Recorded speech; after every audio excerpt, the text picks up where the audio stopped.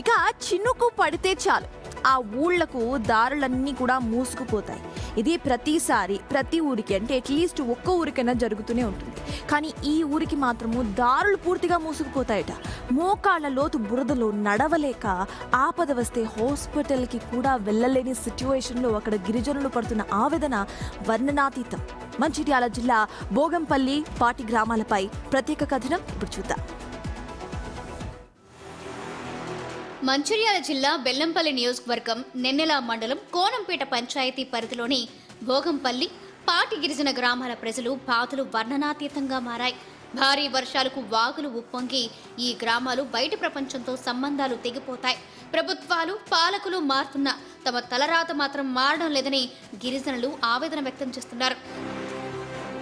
కొద్దిగా వర్షం పడినా ఊరి చుట్టూ నీరు చేరి రాకపోకలు పూర్తిగా నిలిచిపోతున్నాయి. కనీసం ఎడ్ల బండి కూడా వెళ్లే సిచ్యువేషన్ ఉండదు. ఎమర్జెన్సీ టైంలో బురద దారిలో ఆసుపత్రికి చేరుకునే లోపే ప్రాణాలు గాల్లో కలిసిపోయిన సంఘటనలు ఎన్నో ఉన్నాయని వాపోతున్నారు. ఇక బురదలో నడుచుకుంటూ బడికి వెళ్లలేక విద్యార్థులు చదువులను మధ్యలోనే ఆపేసి కూలి పనులకు వెళ్తున్నారంటే ఇక్కడ పరిస్థితి ఎంత దయనీయంగా ఉందో అర్థం చేసుకోవచ్చు. ఎలక్షన్లు వస్తేనే నాయకులకు తమ గ్రామం గుర్తొస్తుందని, గిరిచాక అసలు తమ వైపు చూసే నాదుడే ఉండడని ప్రజలు ఆగ్రహం వ్యక్తం చేస్తున్నారు.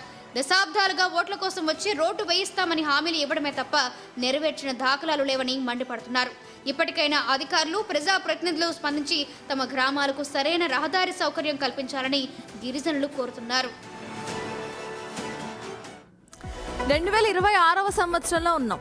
కానీ ఇప్పటికీ కూడా ఒక గ్రామానికి సంబంధించి హాస్పిటల్కి స్కూళ్ళకి వెళ్ళడానికి దారులు లేవని మాట్లాడుకుంటున్నాం. ఇది అసలు ఎవరి ప్రాబ్లం? పొలిటీషియన్స్దే కదా. నాయకులు అక్కడ దశాబ్దాల నుండి రోడ్లు వేస్తామని హామీలు ఇస్తున్నారట. కానీ ఎలక్షన్స్ టైంలో మాత్రం ఇస్తున్న హామీలు గెలిచిన తర్వాత గుర్తుండట్లేదట. మరి ఇప్పటికైనా వాళ్ళు గిరిజన ప్రాంత ప్రజలపై ఒక కన్నేస్తారా?